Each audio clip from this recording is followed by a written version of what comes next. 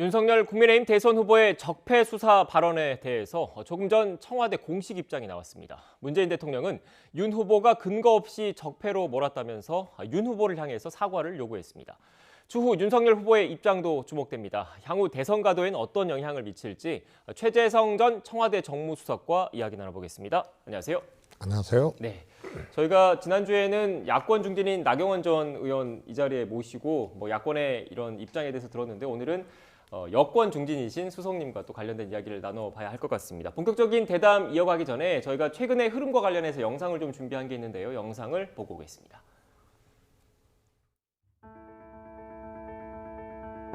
공직자의 배우자로서 모든 점에 조심해야 하고 공과 사의 구분을 분명히 해야 했는데 제가 많이 부족했습니다.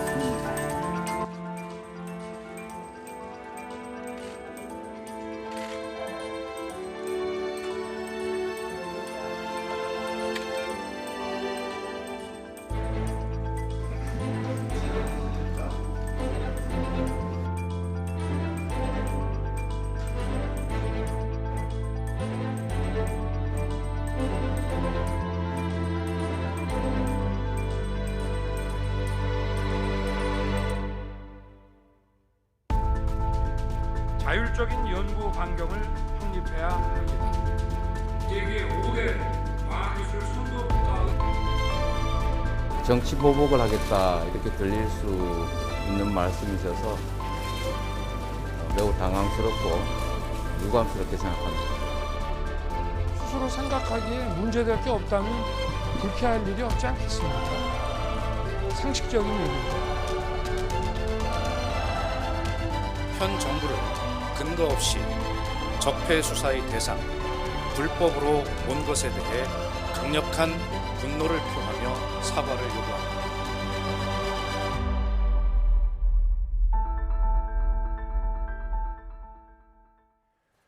네, 수석님 관련된 영상 보셨는데 지금 문재인 대통령이 강한 불쾌감을 표시를 했고 또 사과를 요구를 했습니다. 대통령이 직접 이렇게 입장을 공식적으로 밝힌 거 이례적이라고 봐야 되는 겁니까?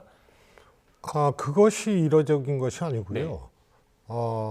유력한 대통령 후보, 야당의 대통령 후보가 적폐로 명명하고 수사해야지 해야 되라고 얘기를 했어요. 네. 그렇기 때문에 그 자체가 이례적인 거죠. 그래서 윤석열 총장이 평생을 검찰에 몸담아 왔던 수사 기술자지만 말입니다.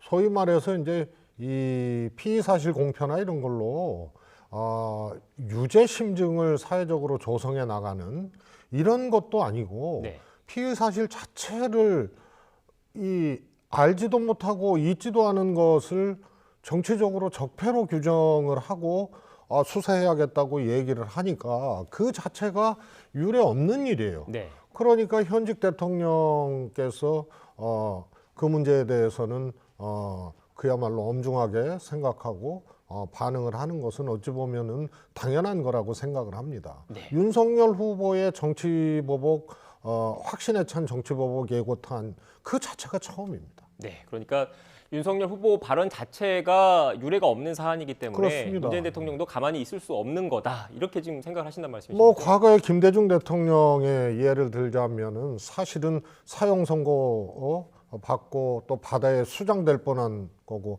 납치에 감금에 엄청난 탄압을 받았는데도요. 그야말로 이 당신이 집권한다 하더라도 정치보복 없다 믿어달라고 많은 얘기를 했거든요. 군사정권에 그렇게 피해를 받았는데도 그랬어요. 그런데 이 정부를 적폐라고 보는 사람이 누가 있어요? 그런데 본인의 그런 어떤 자의적인 생각을 가지고 보복을 확신에 차게 예고를 한 것 자체가 인정할 수 없는 부분이기 때문에 당연한 반응이라고 생각을 합니다. 네. 더더욱이 어떤 아마 윤석열 후보가 사과하지 않으려면 한 가지라도 현 문재인 대통령의 범법 내지는 적폐에 대해서 얘기를 해야 될 겁니다. 그게 아니고 그냥 얘기를 했다면 저거는 후보 자격이 없는 거고요. 아주 국가를 불행하게 만드는 정말 위험한 발언이죠.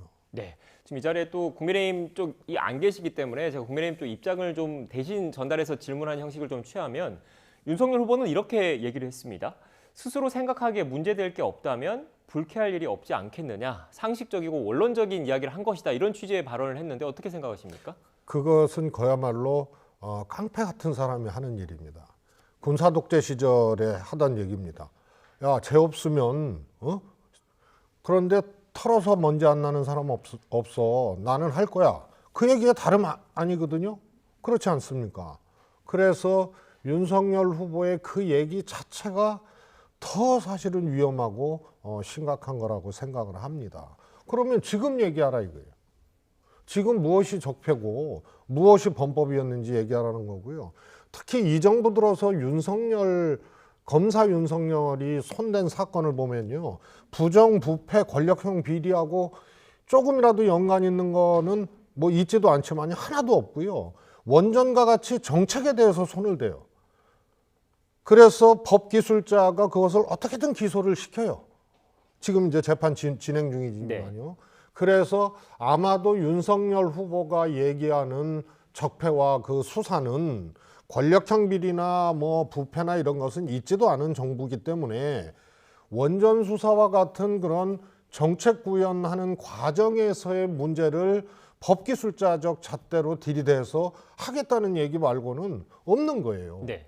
그래서 매우 위험한 발상이고요. 정말 그러고도 정치보복 아니라고 얘기를 하잖아요. 그래서 이건 매우 비열하고 또 비루하고 비수를 늘 갖고 다니는 그런 사람이기 때문에 좀 국가를 혼란에 빠뜨리겠다는 거고요. 사적인 감정으로 아무 근거도 없이 저렇게 현직 대통령을 규정하고 하는 것은 개인적인 사적인 감정, 그게 뭐 주술에 의존하는지는 모르겠으나 그 감정으로 그야말로 대통령이 되면 어떻게 되든 간에 국정을 그렇게 파탄시키겠다는 얘기로 생각할 수밖에 없습니다. 네, 수장님 그리고 조금 전에 뭐 오전 중에 나온 내용이라서 하나하나 더 질문을 좀 드릴게요. 지금 문재인 대통령이 박수현 수석을 통해서 일단 밝힌 입장문에 보면 중앙지검장, 검찰총장 재직 때에는 이 정부의 적폐를 있는데도 못 본 척했단 말인가 아니면 없는 적폐를 기획사정으로 만들어가겠다는지 대답해야 된다라고 얘기를 했는데 제가 이 부분에 좀 질문을 드릴 게 이 정부의 적폐를 있는데도 못 본 척했단 말인가에 대해서 대답하라 이 얘기거든요. 어떤 의미입니까 정확하게? 그러니까 제가 지금 네. 말씀한 거하고 똑같은 거거든요. 단 한 가지라도 적폐나 혹은 부패나 이런 것에 대해서 얘기를 해보라는 얘기에 다름 아니라고 생각을 합니다. 그러면 중앙지검장이나 검찰총장 시절에 그것을 안 했다면 없어서 안 한 거냐, 있는데도 안 한 거냐, 있으면 얘기를 해보라는 거죠. 그래서 윤석열 후보의 검사로서의 과거사를 보면 적어도 검찰의 요직에 있을 때, 특히 이제 이 조금 주목받을 만한 위치에 있을 때는 항상 권력과의 이 일종의 이제 싸움으로 자신의 입지를 키우고요. 예를 들어서 삼부토건이라든가 또 이 장모 또 본인 처에 관한 문제 등은 사적인 관계들은 굉장히 관대했다고 여겨져요. 그래서 이 정부에서 인사발령 받아서 검찰 총수까지 한 사람이면 얘기를 해보라는 얘기입니다. 그걸 답변을 못하면 아마 윤석열 후보는 정말 비열하고 비겁하고 그다음에 무서운 사람이라는 이런 평가를 면할 수가 없을 것입니다. 네. 그 얘기에 다름 아닙니다. 네, 소님 그리고 이 질문을 드리겠습니다. 물론 이 적폐 수사와 관련된 그 발언이 나오게 된 게 한 언론 인터뷰에서 질문에 대답하는 형식으로 일단 나오긴 했습니다. 하지만 지금 이 시점에 이 관련된 발언이 윤 후보 입에서 나오게 된 배경은 뭐라고 보십니까? 저는 정말 아무 생각 없는 사람이에요. 그래서 대선을 얼마 앞두지 않은 시점에서 확신에 차게 보복을 예고를 했단 말입니다. 그러면 그거 정상적인 후보라고 보기 어렵죠. 그러니까 전략적 판단도 없는 분이고 나라나 국민에 대한 걱정도 없는 분이라는 것의 반증입니다. 그 인터뷰는. 네. 그래서 자기의 어떤 개인적인 자의적 생각만 가지고 이 인터뷰를 했다는 이 결론인데요. 그러니까 그건 자질미달이죠. 네, 알겠습니다. 일단 뭐 오늘 오전 중에 나온 내용에 집중적으로 좀 여쭤봤고 또 연장선상에서 윤석열 후보의 그 인터뷰에서 또 A 검사장이라고 얘기는 했지만 그 이 검사장이 누구인지에 대해서 또 여러 논란이 좀 불거지고 있더라고요. 수석님께서는 어떻게 생각하십니까? 뭐 이미 보도도 나왔습니다만 이제 한동훈 검사장을 지칭을 하는 거겠죠. 측근이나 친인척, 가까운 사람들한테는 굉장히 관대해요. 그래서 위험하다는 건데요. 한동훈 검사장 개인이 검사로서의 직무를 수행하면서 시시비비를 논하기 이전에 심지어는 김건희 씨하고 수백 차례 카톡을 예민한 시기에 주고받고 또 통화도 9번을 한 사이 아닙니까? 그리고 그 내용에 대해서 공개를 안 하고 있어요. 그래서 소위 말해서 고발 사주 의혹 사건이나 이럴 때 집중적으로 카톡을 하고 김건희 씨 녹취록에서도 보여지지만은 그 뭐 언론사 기자하고 뭐 있으면은 한동훈한테 갖다 주라고 김건희 씨가 그런 얘기를 하잖아요. 그래서 검찰 권력을 사적으로 부인도 이 소위 말해서 유용을 했다는 그런 이제 의혹이 있죠. 그 당사자인 한동훈 씨인데 한동훈 검사장에 대해서 평가 시시비비를 떠나서 대통령이 되겠다는 사람이 윤석열 이 후보에게 가장 걱정하는 게 뭐죠? 저 양반이 집권을 하면 검찰공화국으로 되돌아가는 거 아니냐. 그리고 무소불위의 권력을 휘두르면서 정말 이 무서운 정권, 공포의 정권이 되는 게 아니냐. 이런 이제 우려가 뭐 본인은 인정하지 않겠지만 강한 거거든요. 거기에 가장 최측근 한동훈 검사장이에요. 그럼 그런 얘기가 나오면 김대중 대통령까지는 감히 예를 들지는 않겠지만 윤흥한 검사장이나 대통령이 인사권이 있잖아요. 그리고 자기 측근이에요. 그러면 국민들이 걱정도 하고 우려도 있기 때문에 요직에 등용하는 일은 없을 것이다. 이게 정상적인 건데요. 거기는 내가 인사 안 해도 어차피 경쟁력 있는 사람이니까 이 요직을 맡을 거야. 그리고 독립운동처럼 한 사람이야. 이렇게 개인적으로 편향된 관점을 가지고 있으니까 윤석열 대통령의 한동훈 중앙지검장 이쯤이 세팅이 되는 것에 대해서 걱정들을 할 거 아닙니까? 이런 것에 대해서 전혀 생각 안 하고 내 측근이니까 거기 경쟁력 있으니까 당연히 중앙지검장 할 거야. 이렇게 얘기를 합니다.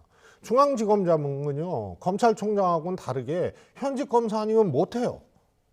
그래서 저 중앙지검장 시키겠다는 얘기거든요.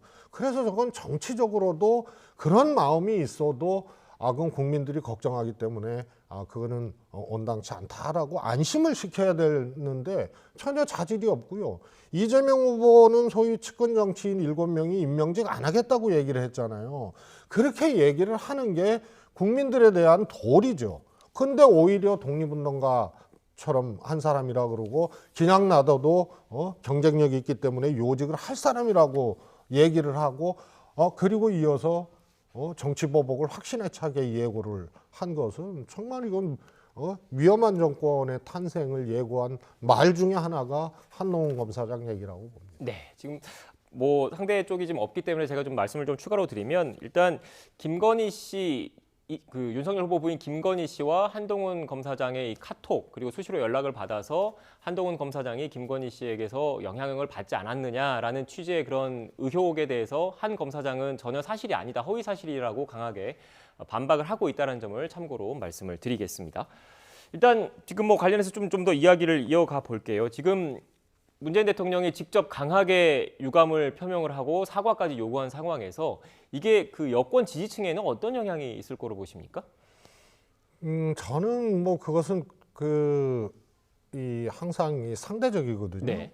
야권 지지층도 이 문제에 대한 논란이 거세질수록 야권 지지층도 결집을 할 거거든요. 네. 그래서 이 문제는 한쪽 진영의 기준으로 볼 것이 아니고 상대적으로 봐야 돼서 제가 보기에는 이것이 이 득표율 내지는 지지율 차원에서는 그렇게 큰 반향은 없다고 생각하고요. 그거 네. 이전에 이 자체의 심각성을 놓고 이제 국민들이 판단을 하시겠죠. 네, 제가 이 질문을 드린 게 그동안 여러 그 여론조사 결과를 보면 문재인 대통령의 지지층, 문재인 대통령을 지지하시는 분들의 100%가 모두가 이재명 후보에게 가지 않는 측면이 있다. 이게 좀 지표로 좀 드러나고 있다라는 분석을 해주신 분들이 많잖아요. 그런데 그동안 문재인 대통령은 행정부의 수반이기 때문에 그 선거에 되도록이면은 영향을 미치지 않기 위해서 대선과 관련된 발언을 자제해왔지 않습니까? 그런데 오늘 이렇게 어떻게 보면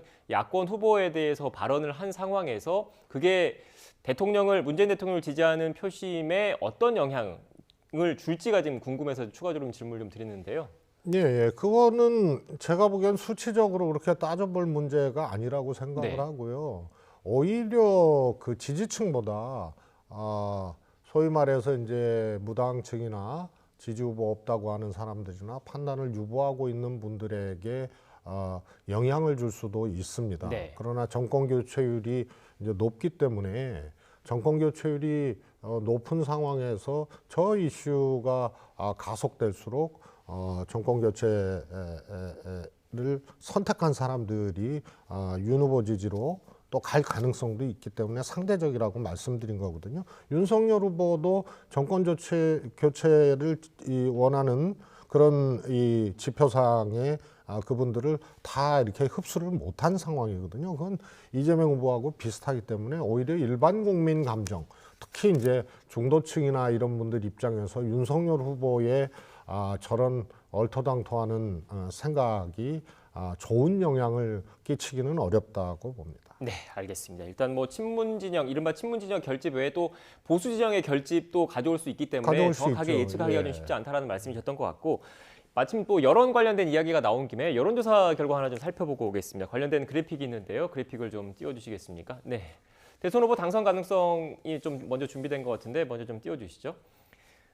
네, MBN과 매일경제신문이 의뢰를 했고 넥스트 리서치가 조사한 결과입니다. 지난 7일부터 8일에 이틀에 걸쳐서 조사한 결과이고 표본 오차는 95% 신뢰 수준의 플러스 마이너스 3.1%포인트입니다. 지지 여부와 상관없이 누가 대통령에 당선될 것 같느냐, 이 당선 가능성에 대해서 물었더니 윤석열 후보가 47.9%, 이재명 후보가 39.7%, 안철수 후보는 1.9%를 기록을 했습니다. 다음 그래픽 보여주시죠. 네, 이거는 당선 후보 가능성 추이입니다. 지금 보시는 것처럼 지금 이 조사 결과에서는 윤석열 후보가 당선 가능성이 지금 올라 있는 모습을 좀 확인할 수 있고요. 다음 그래픽도 보여주시죠. 네, 이거는 누구를 지지하느냐, 누구를 뽑겠느냐라고 물어봤을 때 대선 후보 지지율입니다. 윤석열 후보가 36.1%, 이재명 후보가 31.6%, 안철수 후보 10%, 심상정 후보 3% 나왔습니다. 지금 똑같은 조사 결과에 의해서 표본 오차는 같은데 윤석열 후보와 이재명 후보의 격차, 오차 범위 안에 있습니다. 이 결과 지금 어떻게 보고 계십니까, 수석님? 사실 이제 한 여론조사 갖고 이렇게 딱 특정해서 네. 확신에 차게 얘기하기는 어려운데요. 추세는 분명히 맞는 것 같습니다. 이재명 후보가 조사상으로는 근소 열세인 것이 여러 조사에서 나오기 때문에요. 그거는 추세로 받아들여야 되지 않나 싶습니다. 다만 당선 가능성 문제가 한 달 반 전만 해도 오히려 이재명 후보가 네. 굉장히 앞섰는데 그게 역전이 됐거든요. 네. 이것도 이재명 후보에게는 매우 안 좋은 신호다 이렇게 보고 있습니다. 네, 그러니까 뭐 여러 여론조사 결과가 있고 수치가 조금씩 다르잖아요. 그래서 전반적인 추세를 좀 봐야 되는데 오차 범위 안에 있는 여론조사 결과가 많긴 하지만 상대적으로 민주당 내부에서는 박빙 열세로 보고 있다 이런 말씀이십니까? 그렇습니다. 예. 네, 알겠습니다. 일단 이렇게 이재명 후보의 지지율에 좀 영향을 미친 것, 아무래도 부인 김혜경 씨 관련된 논란도 상당한 영향을 미치지 않았을까라는 분석이 좀 나오고 있는데 어제 김혜경 씨가 직접 사과를 했습니다. 관련된 녹취를 듣고 대담 이어가겠습니다.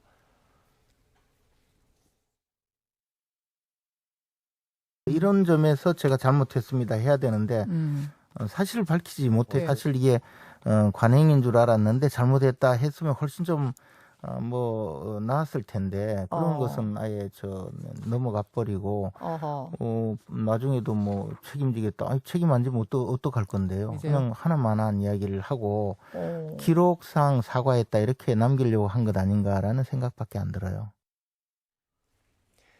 네, 수석님. 일단 김혜경 씨가 어제 직접 나와서 사과를 했는데 여기에 대한 야당 반응을 제가 좀 보여드린 거거든요. 그러니까 사과는 했는데 구체적인 의혹에 대해서 구체적으로 해명하지 않았다. 동문서답식 해명이었다. 이런 게 전반적인 취지인 것 같아요. 어떻게 생각하십니까? 김혜경 씨의 이제 그 사안, 네. 그 사안을 보면은요, 인정을 할 수 없는 사안들도 있습니다. 그러나 국민들의 눈높이나 생각이 도지사 부인이 또 단체장 부인이 왜 사적으로 그런 심부름을 하는 것을 적어도 이제 이 배모 씨에게는 그런 도움을 받았다고 인정을 했거든요. 네. 그리고 그 A 모 씨라는 또 8급 공무원 이 계약직 공무원이죠. 그 공무원에 대해서는 관계를 몰랐다 하더라도 인정할 수 없는 부분들이 분명히 있는데 국민 기대치가 왜 사적으로 그렇게 도움을 받았느냐 이런 것에 주안점이 가 있기 때문에 그것을 상세하게 설명하기는 어려웠을 겁니다. 거기다가 감사와 또 뭐 이제 수사가 진행이 될 것이기 때문에 그것을 미리 먼저 국민들 앞에서 사과를 하면서 안 한 건 안 했다 그러고 해야 되는데 그것을 일일이 얘기를 하는 것이 아마 쉽지 않았을 거고요. 아무튼 공직자의 부인으로서 그런 사적인 도움을 받은 것을 기본으로 해서 사과를 드린 거고요. 감사나 수사 과정의 시시비비를 따져야 될 부분들에 대해서는 언급하기 어려운 자리였고 또 사과를 하는 자리에서 미주알 고주알 또 해명을 하거나 이런 것도 적절치 않은 겁니다. 네. 그러니까 수석님께서는 어제 그 김혜경 씨의 이런 사과문 내용이라든지 형식 자체가 이 정도면 적정했다라고 보신다는 말씀이신 겁니까? 보통은요, 김건희 씨의 경우처럼 내가 뭐 잘못했냐 이렇게 하거나요. 또 김건희 씨 지난번 사과를 보면 뭐 돋보이려고 했다. 네. 그리고 남편과의 러브 스토리 얘기를 하잖아요. 국민들 앞에 사과로 나와서. 그래서 그거는 그야말로 나는 잘못한 게 없고 돋보이려고 한 것이다. 그리고 우리 남편 잘 봐달라. 네. 이거를 사과의 자리에서 한 거고 김혜경 씨의 경우에는 잘못했다라고 분명히 사과를 하고 구체적인 것에 대해서 얘기를 못한 것일 뿐이죠. 네. 그래서 이거는 사과의 질 자체가 완전히 다른 건데요. 저기를 또 파고들어서 뭘 사과해야 되는지 뭐 불분명하다 뭐 이렇게 얘기하는 것 자체는 뭐 하여튼 김건희 씨와 적어도 비교를 해본다면 조금 질이 다른 거죠. 네. 어제 김혜경 씨가 예정에 없이 지금 긴급 기자회견을 한 거잖아요. 그런데 이 과정에서 지금 총괄 선대위원장으로 임명이 된 이낙연 전 대표의 영향이 좀 있지 않았나라는 분석도 나오고 있는데 수석님 어떻습니까? 저는 그 이전에요. 네. 그 이재명 후보의 경우에는 네. 이번 대선 과정을 거치면서 이제 후보에 대한 공격, 소위 말해서 이제 검증 이런 네. 것이 이제 막 격렬하게 이루어지잖아요. 그래서 국민들께서 조금 저건 문제가 있다라고 생각하는 것은 뜸들이지 않고 사과를 했어요. 그래서 사과의 빈도수가 당연히 많죠. 근데 윤석열 후보나 부인 김건희 씨의 경우에는 그러질 않고요. 뭐 개사과부터 시작을 해서 또 지난번에 그게 무슨 심파극 남편과의 심파극을 한 거지 그게 사과라고 보기 어렵잖아요. 그리고 대부분이 거짓말로 일관하고 그거는 아니다라고 그냥 부인하는 것으로 끝나거든요. 그래서 당연히 이재명 후보 쪽은 사과의 빈도수도 많고 국민들이 아니라고 생각하는 거는 사과를 했어요. 그래서 이낙연 총괄위원장님의 특별한 어떤 언질이나 또 요구가 있다고 보지를 않고요. 아마 이쯤 되면 당연히 사과를 해야 된다라고 생각을 했으리라고 봅니다. 네. 그리고 또 오늘 또 이재명 후보 또 관련돼서 또 사과 말씀을 드렸지 않습니까? 네, 굳이 이낙연 전 대표의 그런 발언 때문에 한 건 아니다 이런 말씀이셨던 것 같은데 그렇습니다. 또 이낙연 전 대표가 그 어제 회의를 주재를 했는데 그 전에 또 추미애 전 장관이 이 전 대표를 좀 비판하는 그런 취지의 글을 올렸다가 내렸더라고요. 여기에 대해서는 어떻게 생각하십니까? 정치인들은 적어도 대통령 선거 국면에서 추미애 장관이 이낙연 전 대표에게 추미애 장관 기준에서 서운한 것이 있었을 겁니다. 네. 그래서 그것에 대해서 어떻게 보면은 이제 뭐라 그럴까요? 아주 자동적으로 그렇게 그 생각이 이제 글로 간 것인데요. 또 빨리 수습을 하셨으니까 추미애 장관의 이낙연 전 대표에 대한 생각이 들킨 것. 네. 그러나 빨리 이렇게 수습을 하고 글을 내린 것 이렇게 정리가 되겠습니다. 네. 지금 뭐 추미애 전 장관의 섭섭한 감정을 들켰다라고 표현을 해주셨는데 앞으로 대선이 얼마 안 남았잖아요. 그럼 앞으로도 계속 그 들키지 않게 잘 숨겨야 된다는 말씀이십니까? 뭐 추 장관님이 글을 한번 내렸기 때문에요. 다시 또 유사한 뭐 일을 이렇게 한다고 보기는 어렵죠. 네. 그리고 이낙연 총괄위원장님이 소위 말해서 위원장 취임 일성으로 국민들께 걱정을 끼칠 만한 얘기나 이런 것들은 정말로 자제하라고 자제령을 이제 내리셨거든요. 그래서 아마 그것이 이제 다잡기가 돼서 또 내부에서 이제 저런 국민들이 보기에 조금 고개를 갸우뚱할 만한 일들은 조금 정리가 되지 않을까 싶습니다. 네. 그러니까 좀 정리를 하면 뭐 개인적인 감정은 감정인 거고 이 선거 국면에서 원팀이 제일 중요하다 이런 말씀이신 거죠? 그 개인적인 감정을 어찌할 거예요. 그러나 정치는 국민이라는 바다에서 그것을 때로는 노정하기도 하고 때로는 주머니 속에 넣어놓기도 하고 때로는 그냥 아예 그냥 바닷물에 흘려보낼 수도 있거든요. 네. 그래서 아마 추 장관님 다운 그런 이제 이 글이 잠깐 올라왔다가 네. 들키고 내린 네, 알겠습니다. 들키고 내린이라는 표현으로 해주셨고요.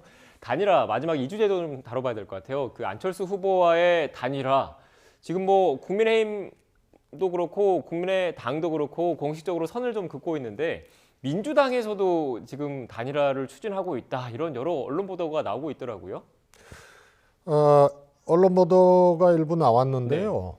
이재명 후보께서 공개적으로 부인을 하셨거든요. 네. 그래서 아마 정치권이 그런 거예요. 박영진 의원이 이 소위 말해서 국민의힘 이제 윤석열 후보 총괄선대위원장에서 하여튼 갈등 끝에 그만두시고 박영진 의원이 찾아가서 이 말씀을 나눈 게 또 기사화되고 그랬지 않습니까? 그래서 개별 정치인들이 그런 생각을 가질 수는 있지만 그것이 당 차원의 또 후보 차원의 문제로 진전된 흔적이나 그런 시도된 흔적은 없다 이렇게 말씀드릴 수 있겠습니다. 네. 전 그런데 그 일각에서는 이런 얘기를 또 하시는 분들이 있더라고요. 그 민주당에서 실제로 그 안철수 후보와의 단일화를 원하는 게 아니라 야권의 분열을 노린 것 아니냐. 그러니까 그 1987년 직선제 개헌 이후에 야권 분열을 통해서 노태우 전 대통령이 당선이 된 거잖아요. 그런 상황, 비슷한 상황을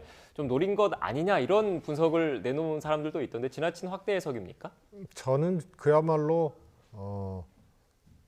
정치를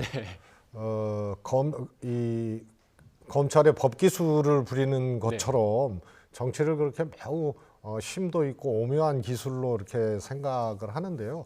일단 안철수 후보가 현존하고 있는 의미 있는 정치인이고 대통령 후보 아닙니까? 그것을 민주당의 마음대로 그것을 뭐 전략적으로 어떻게 끌고 가고 분열책으로 그렇게 한다고 그게 먹히지는 않겠죠. 저는 개인적으로 어느 당이든 단일화로 큰 점수 따기는 어렵다고 봅니다. 득표율에 큰 영향을 주기는 어려울 정도로 국민들이 인위적인 정치적 행태에 대해서 별로 점수를 안 주거든요. 네. 근데 그걸 한 단계 더 넘어서 야권 분열 전략으로 네. 단일화 시도를 하면서 완주를 뭐 이렇게 기대하거나 추진하는 이런 정도로 정치가 그렇게 현존하고 있는 의미 있는 정치인이 있는데 마음대로 되지는 않죠. 네. 그런데 마지막으로 이 질문을 좀 드리면 인위적인 정치공학적 그런 움직임에 대해서는 좀 뭐 영향이 적을 거다 말씀이셨는데 또 반대로 정치는 생물이다. 그래서 어떻게 네. 될지 모른다. 이렇게 또 생각하시는 분도 계실 것 같아요. 국민들이 살아있는 걸로 보질 않아요. 인위적인 거. 네. 옛날에는 정말로 영향이 있었거든요. 네. 그다음에 단일화의 전제가 적어도 1, 2등 격차가 크거나 그래서 2, 3등이 하거나 네.